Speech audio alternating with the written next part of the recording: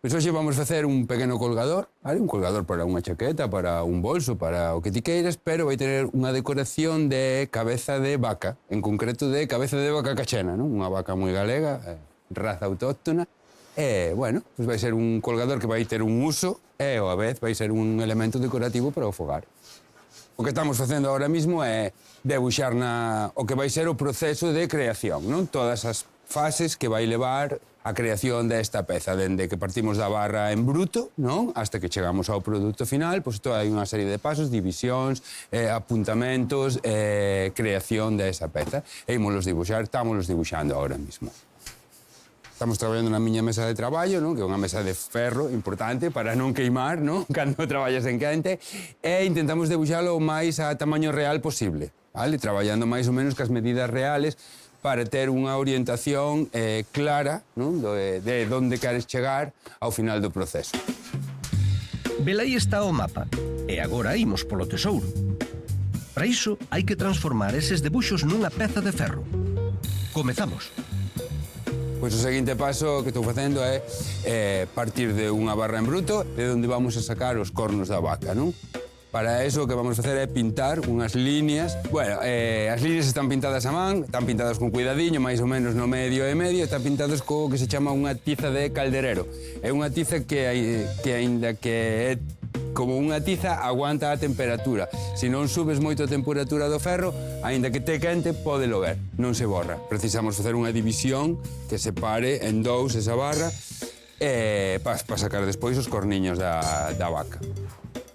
Unha vez que teño marcada a barra, o que fago é prender o lume, principalmente é para coller temperatura. E o carbón teñe unha temperatura xa de traballo. Mais ou menos 900, 1850, por aí, grados centígrados. Emprego carbón de hulla, carbón mineral de hulla en concreto. Pódese empregar antracita ou pódese empregar carbón vegetal de carballo, de castiñeiro, de uz. Tradicionalmente o que se empregaba principalmente en Galicia era carbón de uz. Metemos o ferro no lume e unha vez quente, ponémola no yunque, bótolle unha cadea por riba para que quede presa e non se mova e coloco a talladeira e a cortar. E vas facendo o corte a modiño, cada vez por un lado, e non ter presa, sobre todo, non? Quentar as veces que sexan necesarias e dividir e traballar tranquilo, sobre todo. Outra ferramenta ben importante para un ferreiro da que aínda non falamos. A paciencia. Costoume moito aprender a ter paciencia, eso é certo, sí. Eu son un tipo bastante nervioso, verdad? Costoume, foi un dos pasos importantes, ter paciencia e calma como para facer as cousas con xeito. Unha vez que temos dividido, que teño dividida a barra en dúas seccións, non? O que facemos é separar estas dúas partes para chegar a unha forma de T, entre comillas, non? Cada unha botada para un lado da barra. Unha vez que temos eso ben definido e ben marcadiño, o que vamos facer é empezar a traballar nos cornos da vaca.